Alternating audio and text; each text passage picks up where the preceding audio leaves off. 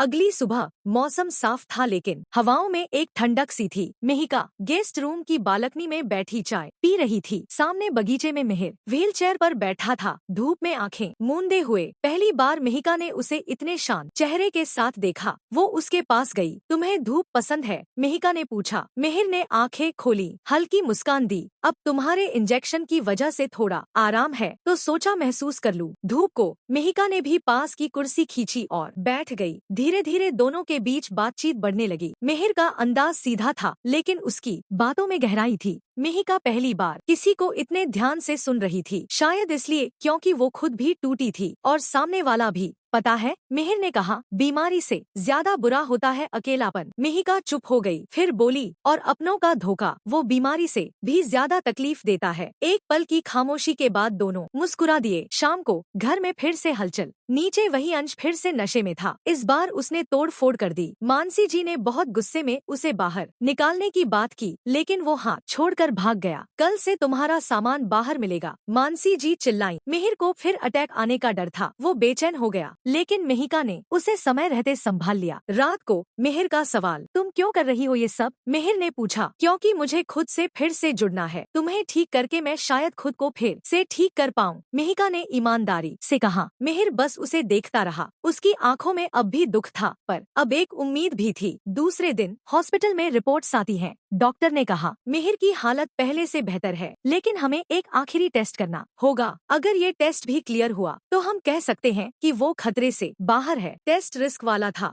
मिहिर थोड़े डर में था, लेकिन मिहिका ने उसका हाथ पकड़ा और कहा, हम साथ हैं, ठीक हो जाओगे। टेस्ट की तैयारी हो रही थी। बाहर मानसी जी प्रार्थना कर रही थी। अंदर मिहिका और मिहिर दोनों चुपचाप एक दूसरे की तरफ देख रहे थे। शब्द नहीं थे, लेकिन उनकी आंखों में जो भरोसा था वो किसी वादे से कम